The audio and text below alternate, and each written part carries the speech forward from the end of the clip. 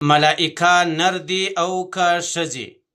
د ډیرو خلکو دا خیال دی چې د الله تعالی په مخلوقاتو کې ملائکه چې دي دا ښځې دي. نو آیا د دې مسلې په باره کې که چیرې موږ ته معلومات راکې چې ملائکه نر دي او که ښځې؟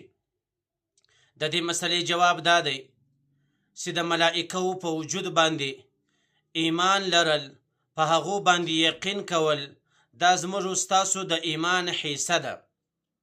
ځکه الله تعالی فرمایي والمؤمنون كل آمن بالله وملائکته وکتبه ورسله. نو د ملائکو پر وجود باندې ایمان لرل دا زموږ ستاسو د ایمان یوه حصه ده. پاته سو دا خبره چې ملائکه نر دي او که ښځې.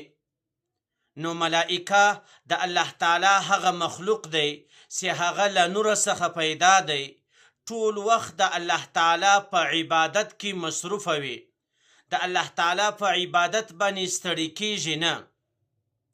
ملائکه مادي جسم نه لري چې انسان دی په خپلو حواسو باندې هغه وویني. انسان یې هیڅکله نسي لیدلی، د انسان له سترګو څخه غائب وي. هغه الله تعالی له نور څخه پیدا کړی دی، نه نر دی او نه ښځې دی او نه نرښځیان دی، بلکې د الله تعالی داسې مخلوق دی چې هغه الله تعالی له نور څخه پیدا کړی دی.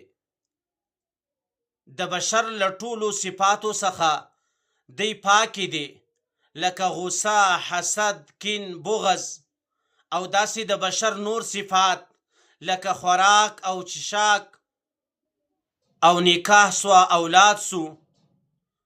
د بشر چې کوم صفات دي الله تعالی له هغو ټولو صفاتو څخه ملائکه منزه پیدا کړي دي، له هغو ټولو څخه پاکې دي او د الله تعالی داسې مخلوق دی چې دا له ګناه څخه معصوم دی، دی یوه ګناه هم نه ده کړې.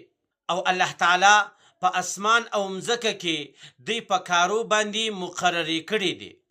د الله تعالی د حکم نافرمانی هیڅکله هم نه کوي، لیکن الله تعالی دومره قدرت ورکړی دی چې دی د انسان په شکل باندې یا داسې په بل شکل باندې کیدلی سي. نور دی د انسان غوندې جسم نه دی، نه نران دی او نه ښځې دی، بلکې ملائکه الله تعالی له نور څخه پیدا کړي دي. دا مادي جسم نه لري، بلکې د دی اجسام چې دي هغه نورانی اجسام دي. نو لہذا د کم چا چې دا خیال دی چې ملائکه ښځې دي، دغه سوچ او فکر غلط دی، بلکې دا الله تعالی له نور څخه پیدا کړي، نه نران دي او نه ښځې دي. او الله تعالی په دومره تعداد کې پیدا کړي دي چې د دې تعداد له الله تعالی څخه بغیر په مخلوق کې و یو چاته هم نه دی معلوم. د دې تعداد هم بې شماره دی.